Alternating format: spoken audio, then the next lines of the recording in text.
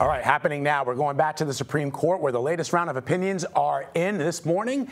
It was the case involving homelessness and loitering laws. The Supreme Court is permitting cities to enforce bans on homeless people sleeping outside, even if shelter space is lacking. And this ruling comes as a rising number of people in the United States are without a permanent place to live.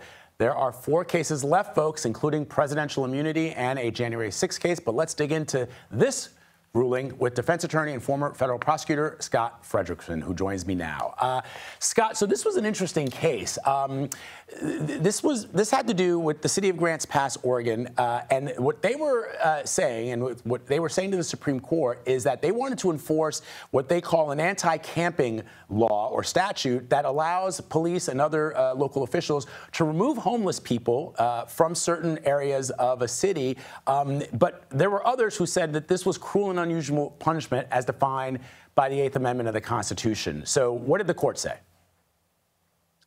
Well, the court, in a 6-3 decision, said that the city of Grants Pass can enforce their ordinance prohibiting and punishing homeless people for sleeping and camping out in public spaces. This was an important decision, not just for the city of Grants Pass, but for all over the country, for all the cities and communities dealing with the homeless population.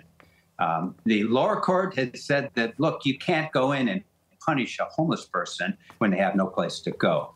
And that violates the 8th Amendment cruel and unusual treatment provision.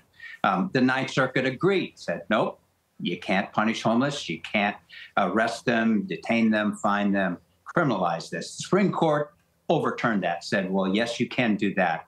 The 8th Amendment does not control our homeless policy. And in this 6-3 decision made very clear that communities now, such as Grants Pass or San Francisco or New York, Alabama or Texas, can address homeless by the problem by removing the people from public spaces. The other interesting thing about this is this ruling was challenged below by both liberals and conservatives, by the governor of California and by the states of Montana and Alabama. They all attempted to overturn this with the idea of retaining control to address homelessness in their communities. The Supreme Court agreed.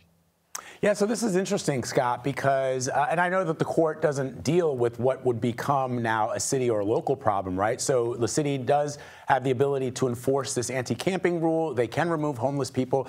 The Supreme Court says you are not punishing them for the simple act of being homeless, being without a place to stay, without a shelter. But now, of course, what do you do with people that you're removing from various public areas? That's something the court is not addressing. But perhaps was there something mentioned in the dissent? Well, the dissent was very strong in opposing this and saying, you know, you cannot criminalize a person essentially for the status of being homeless when they have no place to go. So essentially, you're arresting someone for their status of being homeless when they have no place to go, when the city or community has not provided a place for them to go. And so they're saying this does violate the 8th Amendment. These people don't have a choice, and then you're turning them into criminals.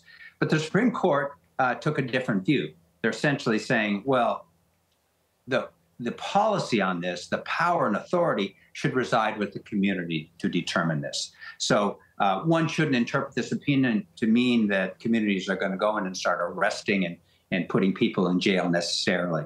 And that's why both progressive liberals, such as the governor of California, as well as conservative states such as Alabama and Montana, challenged this ruling because they want the authority and the power to deal with the homelessness, which at times may mean coming in, doing sweeps, criminalizing people who stay there in violation of their community regulations. So this will import a big change in the way communities can deal with homelessness. All right. And Scott, real quick, in just 30 seconds, how does then the Supreme Court, when we think about cruel and unusual, there perhaps will be some Americans who will see this ruling and say, this does sound to my non-legal ears like it's cruel and unusual punishment. What did the majority say?